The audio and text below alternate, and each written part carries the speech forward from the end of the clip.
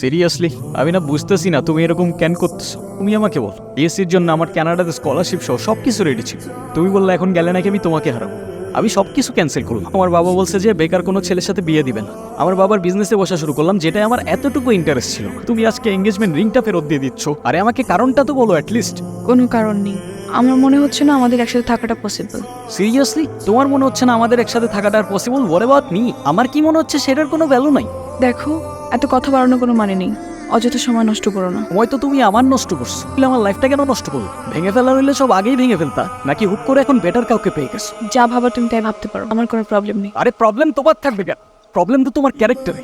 আর আমার লাখের প্রবলেম যে তোমার মতো একটা মেয়েকে ভালোবাসছি।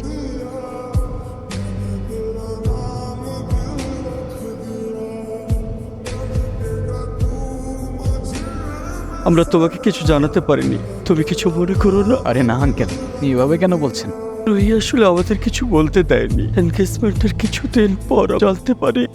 আঙ্কেল স্যার, ডক্টর, আপনারা একজনের বেশি ভিতরে না যাওয়াটাই বেটার।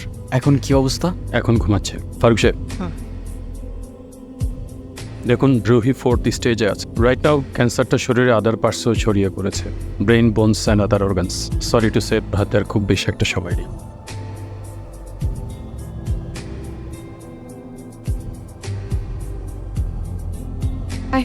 ওই হ্যাঁ, 1.5 বছর হয়ে গেছে। কিসের? দুদিন তোমার এখান থেকে ভার্সিটিতে নিয়ে যাই, আবার এনে ড্রপ করি। হ্যাঁ তো। আমি কি রাইড শেয়ার করি? না তাইলে তেলের টাকা তুমি দাও। না। আচ্ছা তোমার কি আমার এফোর্টসগুলো চোখে পড়ে না নাকি? তুমি কি বাইরে চান্স আমাকে প্রপোজ করতেছো? ইয়েস। দম নাই, এভাবে কেউ প্রপোজ করে? কত করে? 50 টাকা। দেখো, প্রপোজ করায় না তো আমার এক্সপিরিয়েন্স আছে, আর না বলতে পারি কবিদের মতো শের বা শায়েরি, কিন্তু এটুক বলতে পারি যে সারা জীবন আগলায় রাখতে পারবো। এফোর্টসে কোনো কমতি থাকবে না, আই সোয়ার। কসম কাটা ভালো না। কাঠগোলাপ আমার পছন্দ, তাই নিচ্ছি। তোমার ব্যাপারটা আমি ভেবে দেখবো। By. I'll take that as a yes.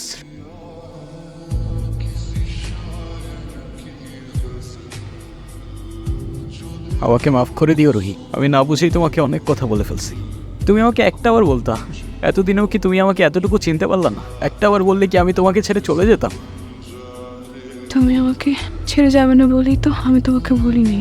কেন তুমি চাও যে আমি তোমায় ছেড়ে চলে যাই? হ্যাঁ, তুমি কেন আমার এরকম একটা জীবনের সঙ্গে তোমার সুন্দর জীবনটা জড়াতে চাও বলো? তুমি ছাড়া আবার কিসের জীবন? আমার জীবনটা তো ততক্ষণই সুন্দর যতক্ষণ সেই জীবনে তুমি আছো।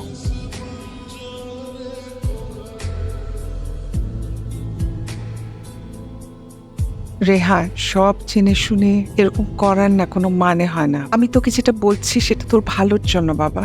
এমন কিছু করিস না যাতে তোর জীবনটাই নষ্ট হয়ে যায়। আমি ওকে ভালোবাসি, প্লিজ একটু বুঝে কথা বলো। আমি তো বুঝলাম তুই ভালোবাসিস, কিন্তু বিয়ে ভালোবাসার জন্য নিজের ভবিষ্যৎটা নষ্ট করে দিবি? এটা তো আমার সাথেও হইতে পারতো না, আর আমার সাথে হইলে আর যাই হোক রুহি কখনো আমাকে ছেড়ে চলে যেত না। আর আমার লাইফে ওর আগে না কেউ ছিল আর না পরে কেউ থাকে। এই না হলে আমার ছেলে, ভালো সময় খারাপ সময় সব সময় পাশে থাকাটাই কিন্তু ভালোবাসা। রেহানা মা, রাগ করো না। আল্লাহ না করুক যদি কখনো তোমার কিছু হয়ে যায়, আমি কি তোমাকে ছেড়ে চলে যাব? তোমার পাশে থেকেই আমি তোমাকে সাহস যোগাবো। এ যুগে তোর মতো কয়টা ছেলে আছে বল? ছেলে হিসাবে তোকে নিয়ে আমি গর্ব করি। আমার কথা রাগ করিস না। রাগ করি নাই।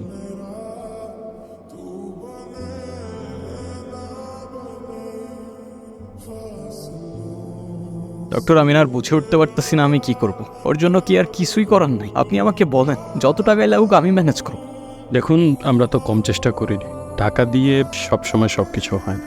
তারপরও রুহির জন্য যদি আপনি কিছু করতেই চান, ওকে খোলা হাওয়ায় নিয়ে যেতে পারেন। ওর মনের যদি কোনো ইচ্ছা থাকে সেগুলো পূরণ করতে পারেন।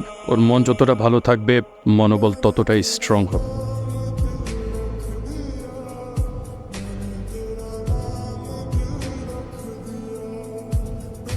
অযথা এসব কেন করছো রেহান? অযথা করছি? অযথা নয়তো কি? আমি আর কদিনই বা বাঁচবো? আমরা কে, কতদিন, কতক্ষণ বাঁচবো এটা কি আসলেই আমরা জানি রুহি? হিসেব করে লাভ কি বলো? যতক্ষণ নিঃশ্বাস আছে ততক্ষণ না হয় সেই মুহূর্তগুলোকে ঘিরেই বেঁচে থাকি। আজকে আছি, কালকে তো নাও থাকতে পারি, বলো? শুধু শুধু মায়াটা কেন বাড়াচ্ছ? মায়া বাড়ালে যে কষ্টটাও বাড়ে। তাহলে তো খুব চিন্তার বিষয়। এক্ষুনি তোমার মন ভালো করে দিচ্ছি।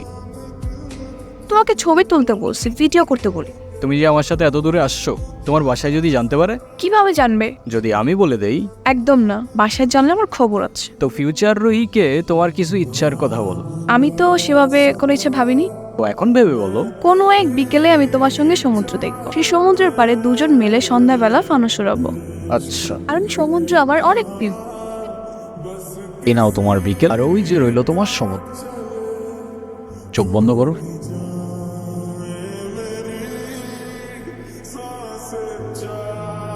কি? তো বলো, আর কি বাকি রইলো? আর কিছু বাকি নেই। আছে তো। তো ফিউচার রোহিকে জানানোর মতো আর কোনো ইচ্ছে? আমরা ফানুস উড়ানোর পর ক্যান্ডেল নাইট ডিনার করব, সাথে থাকবে সমুদ্রের ঢেউ আর বাতাসে থাকবে কাঠগোলাপের সুবাস। কেমন হবে? নিজের দোষে নিজেই ফাঁসলাম মনে হচ্ছে। তো ফিউচার রুই, শুনতে পাচ্ছ? তোমার ইচ্ছাগুলো পূরণ হইলো কিনা আমাদের জানিও কিন্তু।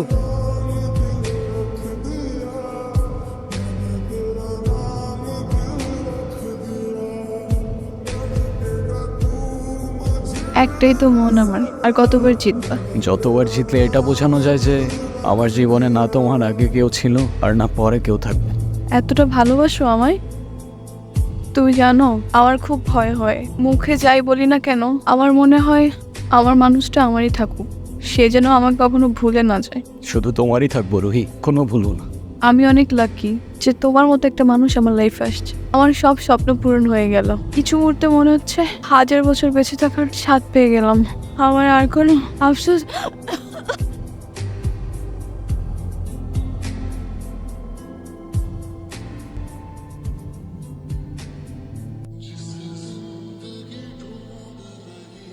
ডক্টর, ওর কি অবস্থা এখন? আপনাকে ডাকছে। কি ব্যাপার, তুমি কাঁদতেছো কেন? আরে আমি আছি তো। আরে না, কই কাচ্ছি না তো। কাজী ডাকছো? সবাই আসছে? আসছে তো।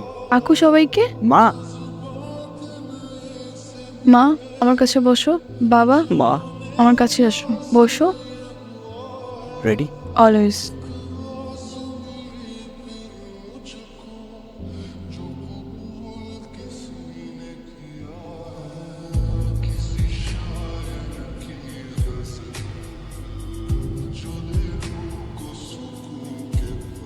রুহি,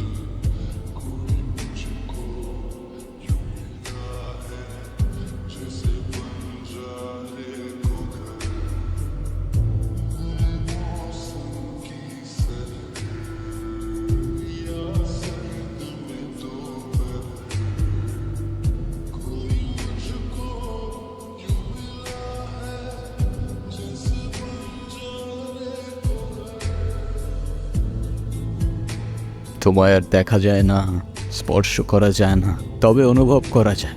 অনুভব করা যায় তোমার নিঃশ্বাস, অনুভব করা যায় তোমার চোখের জল। পরে রেখো আমি আসবো মেঘের উপর পঙ্খিরাজে জুড়ে, কাঠগোলাপের সুবাস নিয়ে 7 সাগর 13 নদীর পরে। সে যেন ভোলে না মরে, সে যেন ভোলে না মরে।